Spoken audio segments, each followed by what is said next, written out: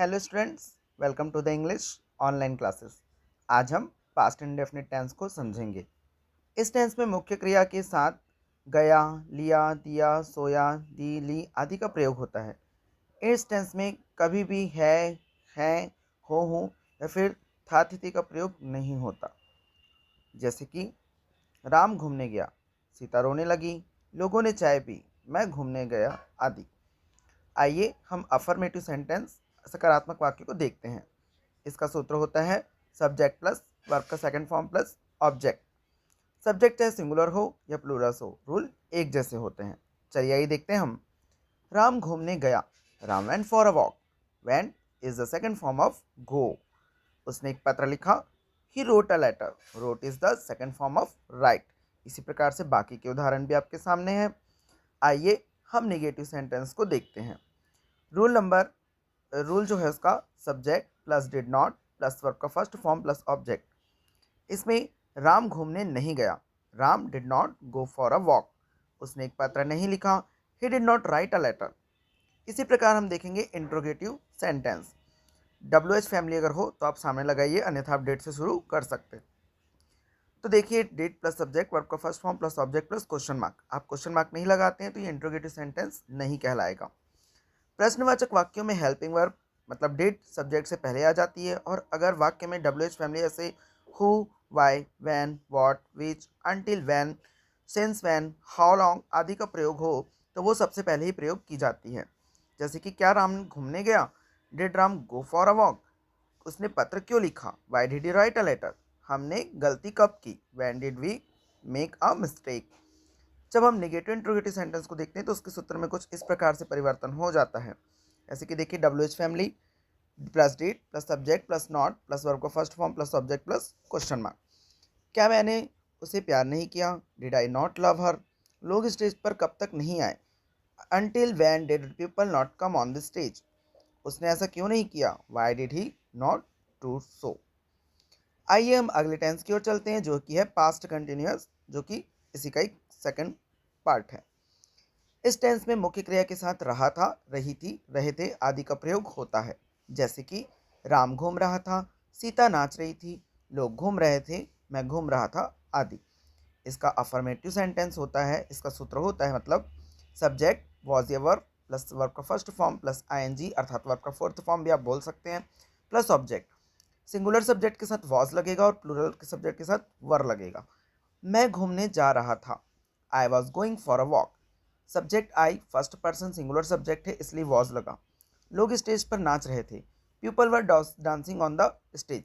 Subject people वो third person plural है, subject है इसलिए वर लगा है। वह पत्र लिख रही थी, she was writing a letter. Subject she है जो कि थर्ड पर्सन सिंगुलर सब्जेक्ट है इसलिए वॉज लगा।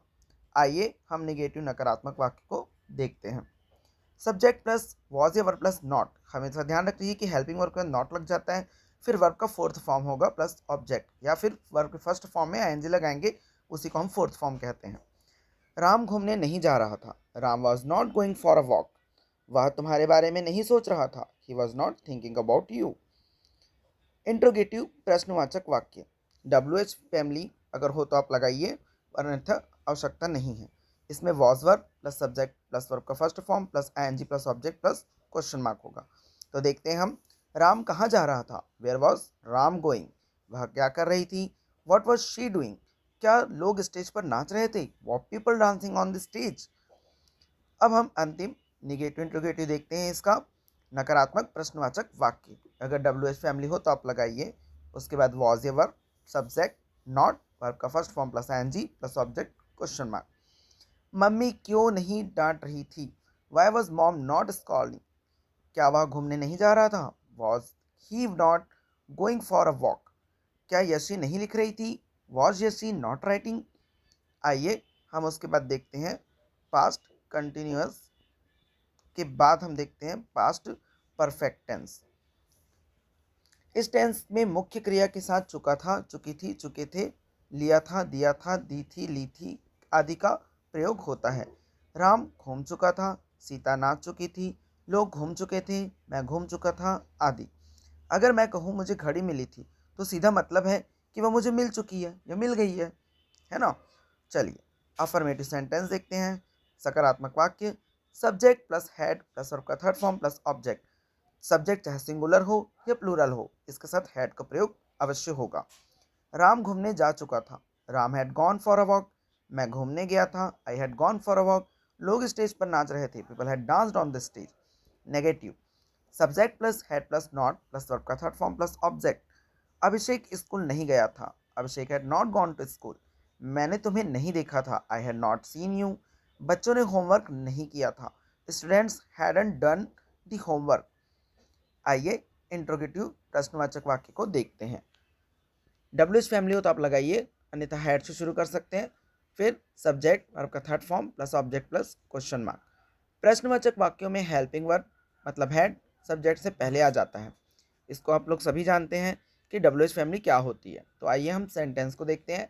क्या राम जा चुका था? Had Ram left? उसने पत्र क्यों लिखा था? Why had she written a letter? मैंने काम किस लिए किया था? फ्रॉम और whom had I done the work?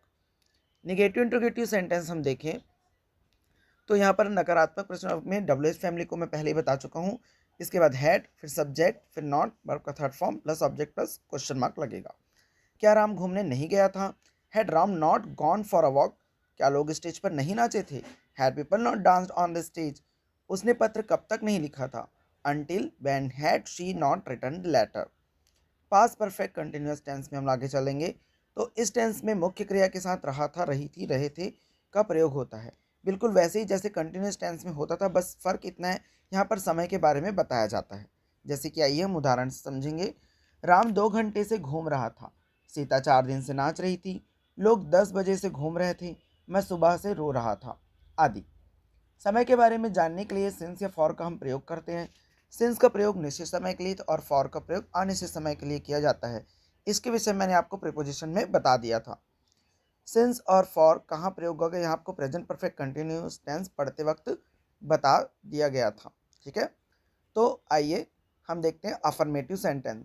Subject plus had plus been plus verb का first form plus ING plus object, since से for plus time.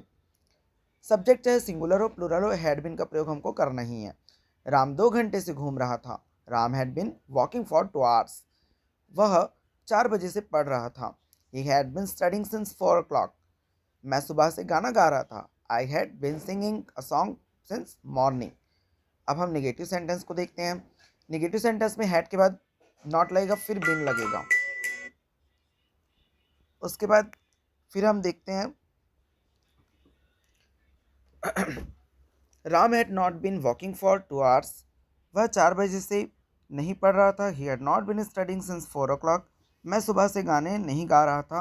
I had not been singing song since morning.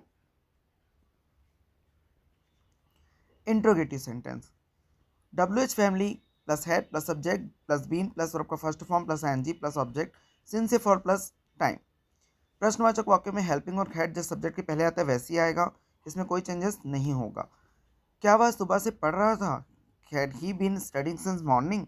वो कब से मेरा इंतजार कर रहा था? Since when had he been waiting for me. अब नेगेटिव इंट्रोगेटिव में भी कुछ ज़्यादा खास नहीं, आप लोग भली भांति जानते हैं कि हमने जैसे प्रेजेंट परफेक्ट कंटिन्यूअस में पढ़ा था वैसे यहाँ पर भी होगा कि हैड सामने होगा और सब्जेक्ट के बाद नॉट लगेगा, फिर बिन लगेगा और लास्ट में क्वेश्चन मार्क। क्या वह 4 बजे से नहीं पढ़ रहा था? तो होगा had he not been studying since 4 o'clock। क्या वह नहीं पढ़ रहा था जब से पापा गए? He had not been studying since dad left. Thanks for watching.